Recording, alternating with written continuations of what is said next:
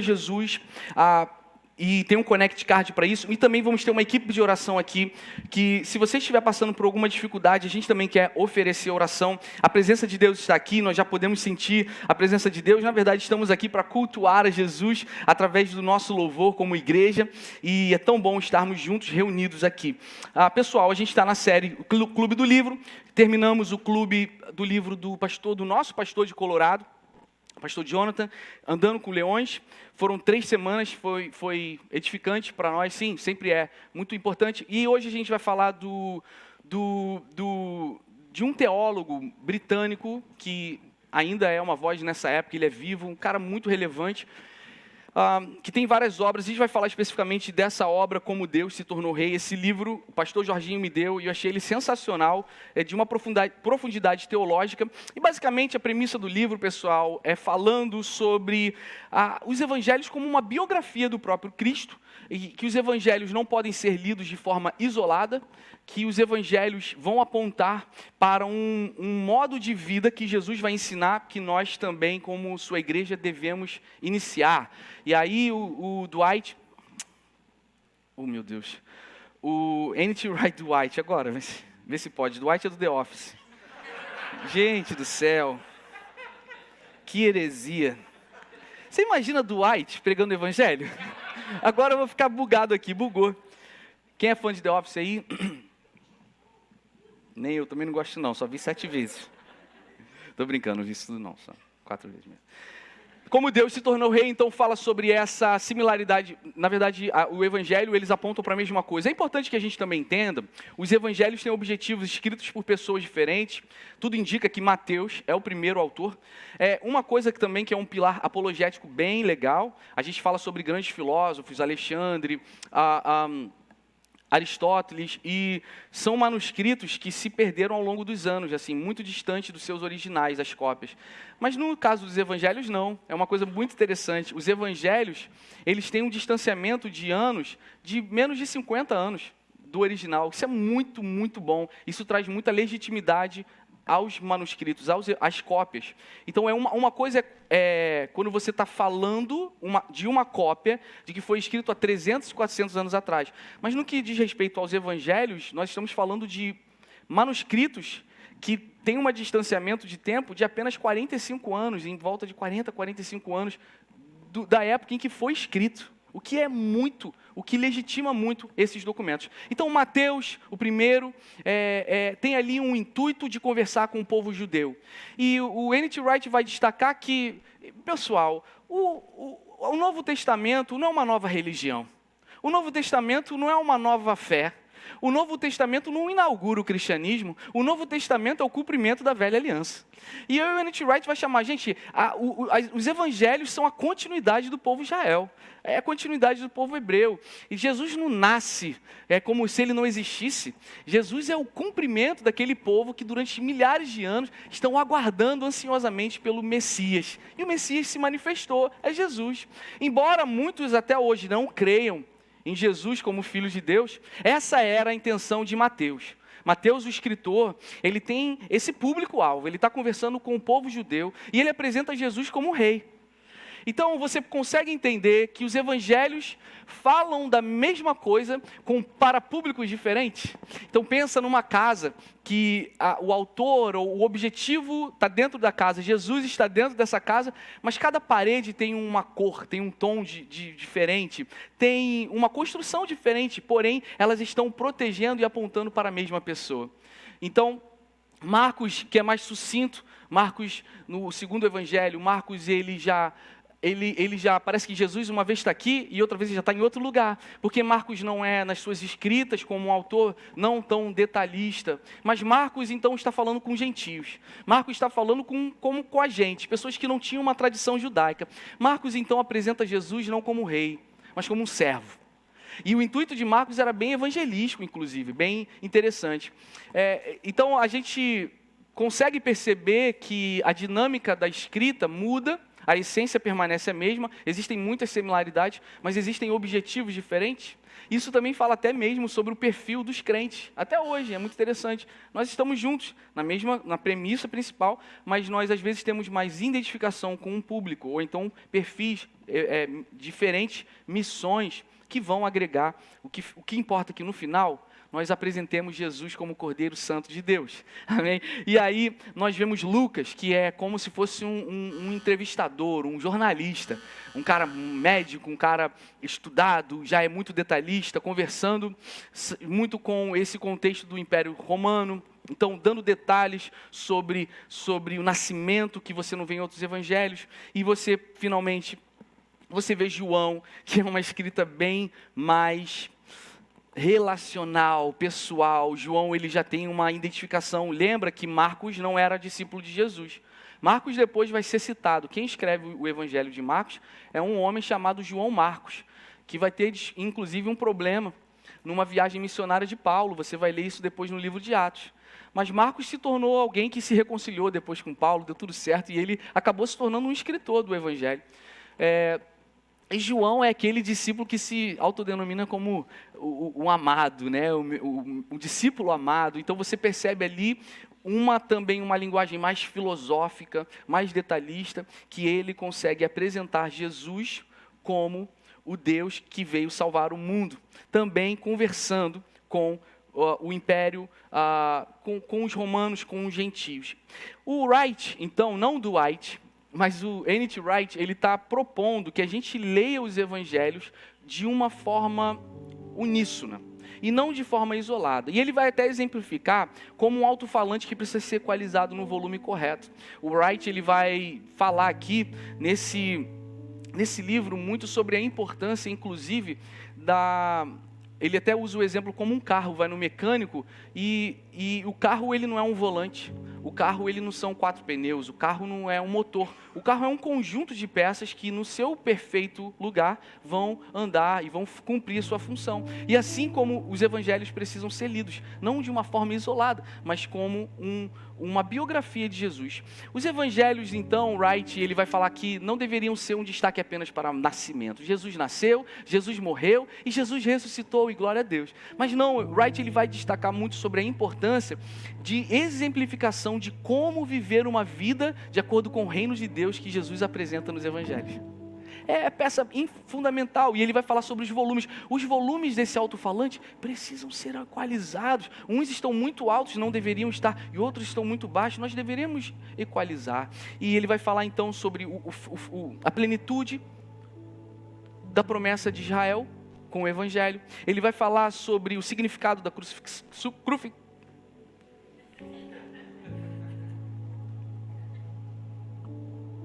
Será que estou falando em línguas estranhas? O significado da crucificação e da ressurreição, o papel da igreja através dos evangelhos, muito legal. Por quê? Nós entendemos, a igreja nasceu em Atos, Jesus inicia o movimento, né? Jesus já está exemplificando, ele vai falar do reino de Deus, o sermão do monte, em Mateus 5, Mateus 6, Mateus 7, nós percebemos ali dinâmicas da vida cotidiana e como Jesus vai mostrar isso, como nós devemos viver. A partir disso nós vamos exemplificar. Hoje, por exemplo, o capítulo 6, que não tem como, eu indico essa leitura para todos vocês. É uma leitura teologicamente profunda, mas eu acho que vai trazer, tenho certeza que vai edificar muito. Esse capítulo fala sobre a inauguração do povo renovado de Deus. Eu queria falar um pouquinho sobre isso, porque Jesus, ele tem uma habilidade, através do seu Espírito Santo, de flipar, né? De virar de cabeça para baixo alguns conceitos que estavam muito enraizados nas pessoas e que até eram conceitos, assim, teoricamente corretos. Jesus faz isso com maestria, mas faz isso com o povo gentio, que não conhece Deus, o Deus de Israel, e faz isso com os religiosos também. Ele sempre vira de cabeça para baixo os significados. Então, o Wright, ele vai nos convidar a pensar acerca da nossa leitura dos evangelhos. E ele vai problematizar algumas coisas, e dentre delas eu vou citar uma, que é a relativização, por exemplo, dos sinais, das curas e das maravilhas de Jesus. Ele vai dizer, olha, mora um perigo aí. Tem um perigo que mora aí. Porque se você falar que isso é um mito, você não fideliza a história na sua veracidade, você pode questionar sim Jesus como Deus. Então o Wright, como muitos de nós aqui precisamos entender que não foi parábola, é parábola. Sinais e prodígios que Jesus realizou, são sinais e prodígios que Jesus realizou. Quem pode dizer amém? Uma coisa é concreta. Por quê? Não, mas Samuel, mas o que importa ser mito e ser só alguma ilustração? Bem, importa. Porque aí nós podemos partir por o perigo da subjetividade. E nós precisamos entender que a Bíblia é uma bússola, que ela é objetiva, ela é uma verdade. E isso vai nos orientar como nós devemos viver a vida. Assim, então, Jesus inicia os princípios do reino de Deus, com muitos sinais, maravilhas, pregando o evangelho, pregando arrependimento, amando, sentando, se divertindo com pessoas, sendo Deus, mas sempre tendo amigos do lado, que é maravilhoso. E também, qual foi a crise dos judeus, e até hoje ela é? Que eles esperavam um profeta, né? Na verdade, um Messias. Aí aparece Jesus sentado num jumentinho, na entrada triunfal de Jerusalém, um cara muito simples, que nasceu ali num lugar simples, que vem de uma família simples. Contei de manhã, também veio agora na minha cabeça, um preletor que eu tive a oportunidade de conhecer em Jerusalém, numa conferência, que era um judeu, e ele falou como ele se converteu. Né? Sim, se você não sabe, pessoal, o que nós cremos? Nós cremos em Jesus, que é o Deus de Abraão, de Isaac e de Jacó. E para grande parte dos judeus, eles não reconhecem Jesus como o Yeshua, que é o Messias, tá? Que é o Filho de Deus. Vocês entendem isso? Estão comigo? E essa é a grande crise. Inclusive, é um dos países mais rigorosos quanto à pregação do Evangelho naquele terreno. Ai de você ir lá pregar em praça pública falando que Jesus é o Yeshua deles. Vai dar problema, como já teve várias vezes. Nós temos amigos em igrejas em Tel Aviv, em Jerusalém, igrejas messiânicas que creem em Jesus, e tudo precisa ser muito feito com muita paciência. E esse preletor, ele falou assim, sabe como é que eu me converti? Ele era um cara, morava em Nova York, mas ele morava em Tel Aviv. Mas ele vinha de uma família muito religiosa. E tinha aquele medo, olha, você que é judeu, você não pode ler o Novo Testamento. Você não pode pesquisar sobre o Novo Testamento. Não lê essa Bíblia. Ele falou que se converteu como? Ele abriu o Novo Testamento de madrugada, né? Foi lá, ele descobriu um livro, ele abriu de madrugada sem os pais verem. Ele ainda era um adolescente, morava com os pais, e começou a ler. E ele abriu Mateus. E aí, se lembra que eu falei que o autor de Mateus, ele está conversando com um judeu? Ele está dizendo o seguinte, olha, o Deus de Abraão, o Deus de Isaac, o Deus de Jacó, tem da linhagem de Davi, vem Jesus.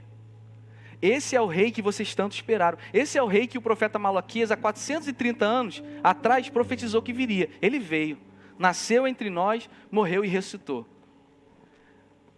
E o povo judeu não consegue. E esse rapaz, ele fala que quando leu aquilo, ele começou a sentir a presença de Deus e um convencimento, começou a chorar e ele bugou, porque ele falou assim, calma aí, por que eles não querem que eu leia isso, se esse Yeshua que está sendo apresentado, ele vem de uma linhagem do nosso pai Abraão? E aí nós cremos que o Espírito Santo vai convencendo ele, e ele acaba assim, tendo um encontro com Deus. E é claro que parece fácil, mas é bem mais difícil que isso, tá, pessoal? Não é tão simples assim. Então ele tem um encontro com Deus, e ali ele vai pregando, tem plantado igrejas em Israel, por exemplo. Mas eu acho muito interessante que nós entendemos que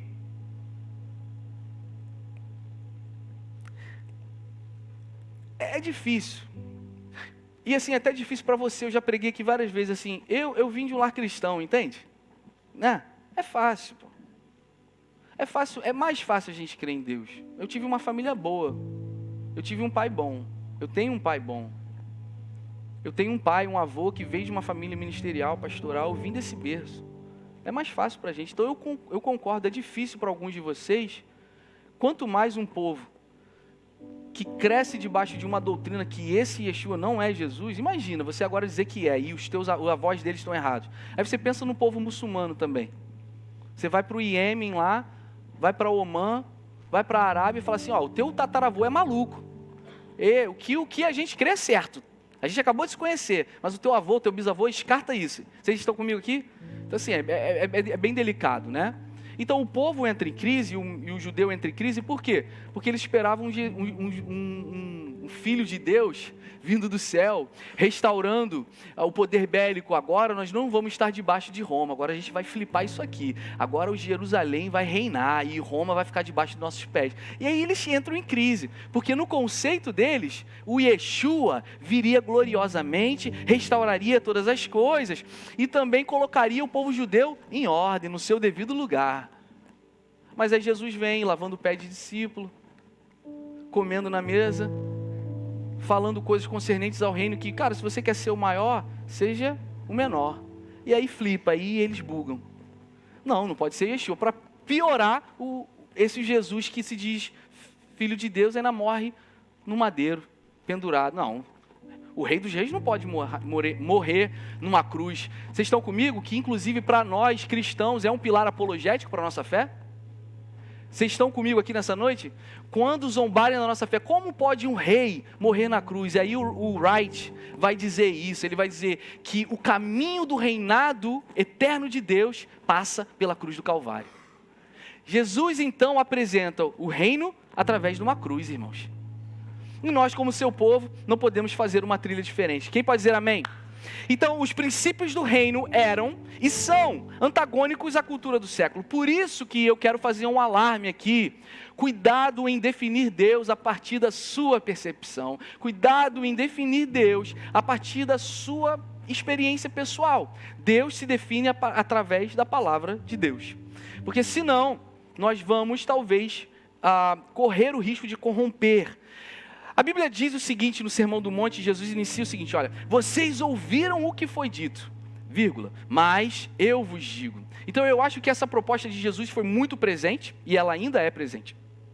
Talvez, se você está em dúvida da tua fé, eu diria o seguinte, que se você não quer arriscar, vai na contramão do sistema. Se você não quer arriscar, vai na contramão de uma era, vai na contramão de como a era pensa. Ah, mas é fundamentalista, é conservador? Depende.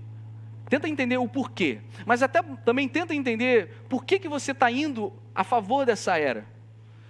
Isso pode estar muito vinculado ao ego dessa transição de sermos taxados como fundamentalistas e agora corremos o risco de irmos por outro extremo, que é um extremo de liberalismo. Eu quero fazer uma pergunta para você essa noite. O teu pai te diz, o teu avô, o teu amigo da faculdade, o teu sócio, a internet diz um monte de coisa, é a era da informação, gente. Mas a pergunta aqui, baseada em Mateus 5, o que a gente como igreja está ouvindo Jesus dizer acerca dessas coisas?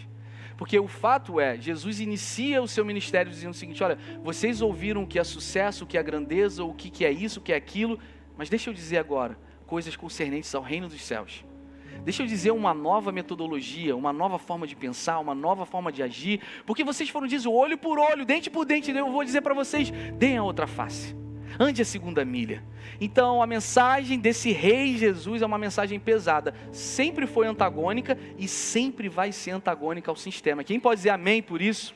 Amém por isso, porque precisamos ter cuidado dessa sede de popularismo. E eu queria convidar a igreja do Senhor nessa noite para orar essa declaração do profeta Isaías, no capítulo 55, que todos nós aqui saiamos desse teatro sabendo o seguinte, gente, nós estamos falando do Deus Criador dos céus e da terra, entende? Nós não estamos falando do pastor da tua igreja, do teu tio que é dentista, advogado, professor, não, nós estamos falando do Criador dos céus e da terra. Se Ele diz algo sobre alguma coisa, é melhor a gente colar nele. É melhor a gente colar, porque é uma fonte de legitimidade. Vamos ler essa palavra em Isaías 55, vamos lá. Assim como os céus...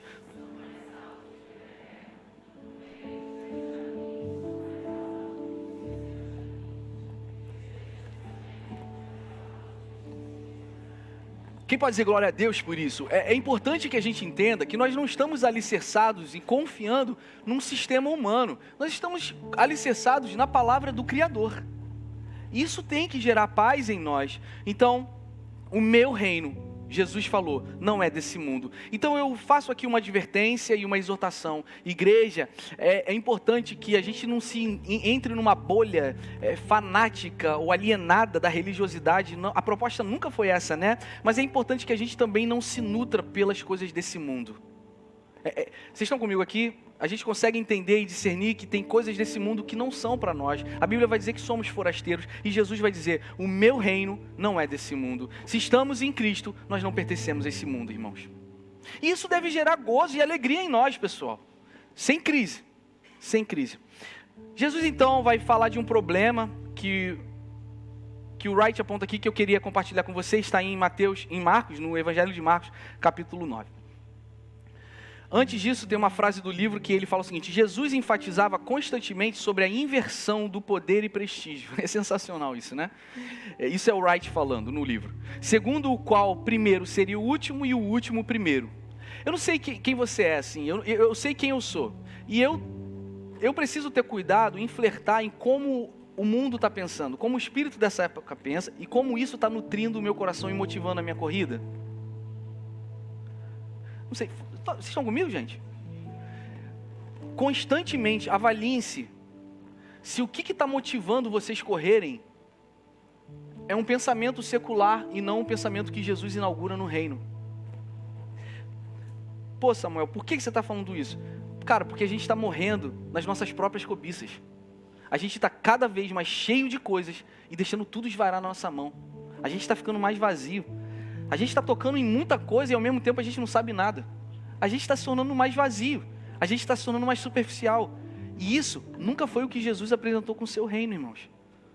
Então eu queria fazer uma análise e um pedido aqui, uma pergunta retórica. Até que ponto o conceito de sucesso desse mundo penetra muito nas motivações de cada um de nós? E até que ponto você consegue discernir que elas são antagônicas ao que Jesus apresentou no Evangelho, nos Evangelhos? O que é sucesso? O que é plenitude? O que é liberdade, né? Eu estava assistindo um seriado com a Sabrina. E em 30 minutos de seriado, a mulher francesa, ela consegue dar conselhos. Ah, ele te traiu? Faz isso também. Ah, não sei o que. Ah, faça aquilo que... É impressionante. Até que ponto o entretenimento e a arte influenciou como bússola muito os nossos pensamentos? Não, mas eu não. Eu não sou bucha, eu não sou influenciável. Valeu. Você que retuita o cara famoso dizendo que você é autêntico. A gente é influenciado, inclusive eu vou dizer mais. Se você congregar aqui,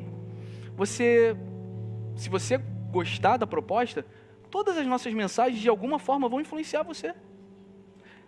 Mas isso não significa que você não deva filtrar. Mas todos nós somos influenciáveis, sim. E é importante que a gente entenda que a gente reconheça isso, porque isso pode se tornar um perigo para a gente. Eu não sou bucha do pastor. Ele lá, eu aqui. Eu até ouço, assim, respeito. Vascaíno, noivinho. Ele acha o quê? Vocês sabem que hoje um irmão falou que começou a cortar a barba porque ele estava vindo branco aqui e todo mundo achava que era meleca. Aí eu falei, não, eu quero meu cabelo branco. Aí a irmã falou assim, mas por que você quer, irmão? Meu irmão, porque eu preciso de gente mais velha nessa igreja. O pessoal não leva a sério. Mas me dá 20 minutos aqui de um sermão que eles vão ver que aqui a coisa é séria. Mas brincadeiras à parte, eu comecei a barba porque no consultório que eu trabalhava, os clientes não me levavam a sério, né? Imagina, se eu já tenho cara de novo, imagina há 15 anos atrás, né? Eu não consegui fazer um dinheiro, né? Eu trabalhava uma semana toda lá. Pessoal, você é o quê? O assistente? Estagiário? Então, comecei a fazer a barba e aí comecei a ganhar um dinheirinho assim. Inclusive, tem gente ficando mais velha hoje, não tem aqui? O André? Não está fazendo aniversário? O André? Ô, gente, vamos dar um salve pro André aí, gente. 19 aninhos. Oi? O que você falou? Outback pra todo mundo hoje, gente. Pô, sabia. Valeu, André. Mas alguém fez aniversário hoje ou fez? Tá fazendo? A Kate fez ontem, gente. Sensacional. Mais alguém? Fale o cálice para sempre. Cálice para sempre. Não? Quem levantar a mão vai aceitar Jesus. Aniversário de casamento? Alguém? Não, tá bom, gente. A gente não vai chamar aqui na frente, não. Fique tranquilo. Até que ponto vocês são influenciáveis, não pela igreja, porque isso é conservadorismo, mas pelo entretenimento? Aí tudo bem, né? Então Jesus enfatizava isso, a inversão do poder e prestígio. Lembre-se sempre que Jesus caminhou na época de um império bélico de muito prestígio, roupas importantes tanto para os religiosos quanto para aqueles que eram de Roma. E aí Marcos 9 vai contar essa história que eu quero compartilhar. E chegaram a Cafarnaum, quando ele é Jesus, tá, pessoal? Estava em casa, perguntou-lhes: o que vocês estavam discutindo no caminho? Eu acho muito legal essa escrita aqui. Mas eles guardaram silêncio. Jesus, imagina, Jesus chegar para você: o que vocês estavam falando ali mesmo atrás? Aí o autor fala: eles guardaram silêncio. Tipo assim, fizeram besteira. O silêncio, tipo, não vamos falar. Já sabe que Jesus estava confrontando. É aquele mesmo silêncio de Adão, né? A síndrome de Adão, que coloca suas folhas de figueira, né? Para tapar sua nudez. E aí eu queria também, a partir disso aqui, compartilhar algo com você. Exponha a tua nudez ao Criador de todas as coisas. Exponha a tua nudez. Ele conhece o teu coração. Ele conhece as tuas iniquidades. Mas a Bíblia vai dizer que Ele não olha para você de acordo com as suas iniquidades, mas de acordo com a sua misericórdia. Mas se tem uma pessoa que você não deve ficar em silêncio, é o Senhor, é o Espírito Santo. Fala as tuas mágoas, as tuas dores. Diz para Ele os teus pecados, as suas falhas, mas não guarda silêncio. Exponha a sua nudez, porque Ele cura através dessa vulnerabilidade. Mas eles guardaram silêncio, porque no caminho haviam discutido sobre quem era o maior. Assentando-se Jesus, chamou os 12 e disse: se alguém quiser ser o primeiro, será o último e servo de todos. Quem aqui pode dizer amém? Eu imagino que os 12 também: assim seja, Rabi. Não, beleza, mestre. Falou, tá falado. Né? Tava ali os discípulos conversando sobre isso, eles não responderam, aí Jesus vem todo mundo. Vocês querem ser o maior? Ou seja, Jesus está respondendo o que eles estavam discutindo. Mas o que me chama a atenção é que um capítulo depois, Marcos vai relatar a mesma discussão. Olha só como é que povo ruim, né? Povo ruim, olha que andou com Jesus. Ô povo desgraçado, gente é. Meu Deus do céu, tenha misericórdia, Pai. Mas aqui, Tiago e João, filhos de Zebedeu, vieram e falaram com ele: mestre, eu imagino assim, tá? Sussurrando: mestre, queremos um favor. Queremos que nos faça um favor. E respondeu Jesus: que favor é esse? E aí eles falam sussurrando, eu imagino sussurrando: quando o Senhor se assentar em seu trono glorioso, queremos nos sentar em lugares de honra ao seu lado, um à sua direita e um à sua esquerda. Só se der. Não força a barra com ninguém não, assim ó, se der. E aí você imagina o conceito do mundo: quer me fazer rir? Não, quer rir? Esse é o conceito. Que os judeus, andando lado a lado com Jesus, estavam enraizados. Uma versão totalmente tóxica do que é grandeza. E infelizmente a gente lê essas histórias, condena essa corrupção e ainda flertamos com esse tipo de pensamento até hoje. Jesus então, já um pouco de novo essa história, né? Eu imagino. Já vem, a Bíblia em Marcos 10, 41 vai dizer que agora os outros 10 discípulos, olha só o tumor no meio da igreja. Olha só a sede de poder, como é que vai corrompendo. Olha só o que Marcos relata. Os outros 10 discípulos ouviram isso e indignaram-se contra Tiago e contra João. Aí Jesus juntou todos eles e disse: os que são reconhecidos como governantes do povo e os que estão em posições altas de liderança governam opressivamente.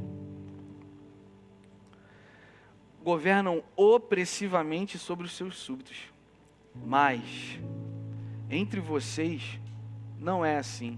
Aqui é o Sermão do Monte entrando em cena. Vocês têm ouvido, mas eu vos digo como é. Como é no reino dos céus. Como é que eu estou trazendo aqui? Eu não vou morrer daqui a alguns dias numa cruz do Calvário e ressuscitar ao terceiro dia para vocês continuarem enraizados no império tóxico, corrupto e terreno. Eu apresento para vocês como o reino dos céus pensa, como ele se move. Vocês devem fazer o contrário. Se você quer ser o maior, então seja o que sirva aos outros. E quem quiser ser o primeiro entre vocês será o servo de todos. Pois até o Filho do Homem não veio para ser servido, mas para servir e dar a vida dele como um preço de resgate pela salvação de muitos. O Deus se torna rei, lavando pés, sentando à mesa, ouvindo pecadores, perdoando pecados, morrendo numa cruz que era nossa, mas ressuscitou ao terceiro dia. Assim o reino e a cruz estão andando de mãos dadas, meus irmãos. Jesus não inicia o movimento do cristianismo. Jesus é a plenitude do cristianismo. Como o autor Paulo vai dizer à igreja em Colossenses, que Jesus é a expressão exata de quem Deus é. Jesus é a plenitude de quem Deus é. Se a você tem dúvida de crise de fé, deixa eu importar essa mensagem para você. Nós não vemos Deus, mas nós vemos Jesus. E Jesus é a expressão exata do Criador. Um servo, que não teve usurpação ser igual a Deus, se esvaziou, se humilhou e tomou a forma de servo, para nos redimir. Nós hoje fomos reconciliados, porque Jesus entendeu que reino se apresenta com servidão. E reino se introduz através da cruz do Calvário, porque na cruz o véu que nos separava foi rasgado. E podemos ter acesso a Deus. Quem pode dizer glória a Deus por essa mensagem? Então, irmãos, como igreja e como discípulos, precisamos continuar esse legado difícil de não se moldar como o mundo pensa, não celebrar como o mundo celebra, e certamente celebrar e viver como Jesus nos iniciou aqui. Nós alcançamos grandeza quando honramos a grandeza nos outros. O maior no reino é menor. No reino, no mundo de hoje, eles vão dizer, tenha liberdade financeira, guarda, investe, guarda mais. No reino é doe, dá, não deixe que a cobiça tome conta do seu coração. No mundo vai dizer que você tem que ter mais seguidores para alcançar a plenitude e se sentir mais reconhecido. Não, no reino vai dizer o seguinte, você só precisa ser reconhecido por um. Você só é reconhecido por um. Jesus sempre se moveu como o Pai falava nos céus. E a Ele condizia só agradar o Pai, não a mais ninguém. No mundo vão dizer que você não pode ser humilhado. E claro que ninguém aqui vai levar desaforo para casa. Nem estou falando sobre cooperação com relacionamentos tóxicos não. Quem pode dizer amém? Porém, a Bíblia vai dizer, você que vai ser humilhado, você vai ser exaltado. Então na tua dor de hoje, entenda o seguinte, se até o nosso Deus, que não poupou o seu próprio filho, nós vamos passar por provações e lutas. Mas entenda, que o reino foi introduzido na cruz do Calvário. O reino foi introduzido na ressurreição. Irmãos, temos um caminho árduo a seguir, mas Jesus iniciou e nos empodera nos nossos dias maus também. Nos nossos lutos, dores, enfermidades, nós temos um Deus que chora com a gente. E sim, nós seremos, sim. Se você está em Cristo, você vai ser exaltado sim. Mas não é pelas suas boas obras, é porque você está em Cristo. Ele permite essa exaltação. Sim. Mas é clichê, é para saciar a alma da dor do tempo. Não é. Não, porque Jesus não prometeu uma vida perfeita, mas Ele prometeu sim, uma exaltação a partir desse intercessor que está à direita do Pai hoje. Nós alcançamos grandeza quando nós honramos a grandeza dos outros. Quantos podem dizer amém? Eu queria dizer que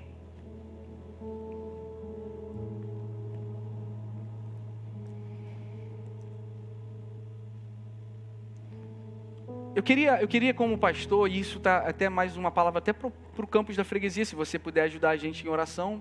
A gente está percebendo, o campus da freguesia tem mais gente do que aqui, em 9 meses de igreja, glória a Deus. Mas o engajamento deles, por exemplo, com o serviço, não é tão grande como aqui. E eu acredito até que tem uma coerência, porque é uma igreja nova, eles vão começar. Mas eu queria fazer um pedido para você, e isso é um pilar cultural para a gente. Por quê? Porque eu preciso trazer um dinamismo prático para a vida de vocês. Deixa eu falar como a gente encontra alegria, pelo menos a mim, e eu acho que Jesus ensina sobre isso. Cara, viva por alguém que não é você. E se não for a Reis, não precisa ser, porque tem muita igreja boa aqui, mas sirva, porque no mundo vai dizer que a tua felicidade se encontra quando você olha para o teu umbigo. E no reino vai dizer quando você olha para o próximo. E servir o próximo é desconfortável. mas é aí que está a plenitude. Porque quando você serve com o próximo, você vai ver as mazelas desse próximo. Isso não faz bem, porque você só quer servir quem você acha que merece ser servido. Isso você não vai achar. Então eu posso fazer um pedido para você? Sirva. Tem uma galera aqui que carrega peso. Chega aqui cedo, fica aqui até tarde carregando peso. Eu já ouvi testemunhos de pessoas que o culto é melhor quando eles servem. E eu acredito nisso. Porque você que fica aí viciado em pré-treino para ter dopamina para ir para academia, deixa eu dizer, cientificamente provado, o melhor pré-treino é quando você começa a fazer academia. Porque você projeta no café ou no pré-treino uma purpurina que vai ficar tipo, né, o Dragon Ball Z. Kamehameha! Agora eu tô, meu Deus, eu sou Arnold Schwarzenegger, né? Vou querer não. Mas cara, tá provado que a circulação de sangue, ao se movimentar, faz com que você queira mais. Isso é o movimento do reino. Quanto menos você faz, menos você quer fazer. Mas quando você começa a fazer, você começa a querer mais. E você começa a encontrar alegria nisso.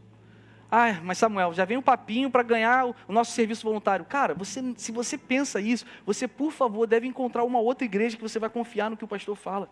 Nós falamos isso porque precisamos? Nós precisamos muito menos do que precisávamos. Nós começamos essa igreja aqui, meu amigo. Nosso time de música está aqui com a gente até hoje. Saía do palco e carregava peso. Eu fiquei 6 meses em cima dessa escada. Essa escada é demoníaca. Demoníaca. Já feri uns 47. Mentira, nunca ninguém. Eu fiquei aqui 6 meses, eu e o Gabe. O Gabe aprendeu português assim. Tá pesada! Carregando peso. Cara, sabe por quê? Porque tem algo, mais do que dopamina, mais do que noradrenalina, tem algo espiritual em fazer algo por alguém. E a gente está fazendo isso há 3 anos e meio, com 48 pessoas nós começamos aqui. 48 pessoas, era todo mundo fazendo tudo. E glória a Deus por isso. Hoje começamos uma turma da trilha. Quer um teste de humildade? Começa no Kids. Mas se você ama criança, que não quero tratando mal as nossas crianças não. Começa no logística aí, carregando peso. Faz bem para o nosso ego. Faz bem para o nosso ego. É bom para a nossa humildade, quem pode dizer amém? Mas o serviço tem essa dinâmica. Irmãos, de verdade, eu acho que isso é um legado que Jesus iniciou. Olha, eu ficar com uma pizza no braço porque eu estou carregando peso? Jesus morreu numa cruz que era tua. E eu te falo, eu conheço pastores e igrejas no Oriente, morrendo por causa do Evangelho, e a gente está preocupado que o ar-condicionado não está dando vazão. É fato, a igreja ocidental está num caminho, flertando com o conforto, que cada vez mais está se isolando da missão. Que em nome de Jesus, a gente não se esquive da missão que o Senhor tem para nós. Cuidado com isso, porque Deus se tornou rei, sabe como? Nascendo numa manjedoura, se esvaziando dele, renunciando à adoração de anjo, vivendo uma vida normal, chorando com os que choram, sentando à mesa de pecadores, lavando pés de pecadores, morrendo na cruz do Calvário e ressuscitando ao 3º dia. Assim se tornou um rei. Jesus se torna rei, servindo uma humanidade caída. E agora nós temos acesso ao Pai por causa disso. Que o Senhor então ministre no nosso coração a importância de continuarmos esse legado que Jesus iniciou. Feche seus olhos. Senhor, obrigado pelo teu amor. Obrigado pelo teu sacrifício. Obrigado porque o Senhor é poderoso. E eu sei que tem muitas pessoas aqui, Deus, que talvez estejam num lugar de escassez, num lugar de dor, não tem força. O Senhor ouviria as nossas orações hoje. E da mesma forma que aqueles homens e mulheres que caminhavam contigo eram pessoas tão limitadas, o Senhor fez uma grande obra na vida deles. O Senhor poderia, através do teu Espírito Santo, fazer uma grande obra na nossa vida também.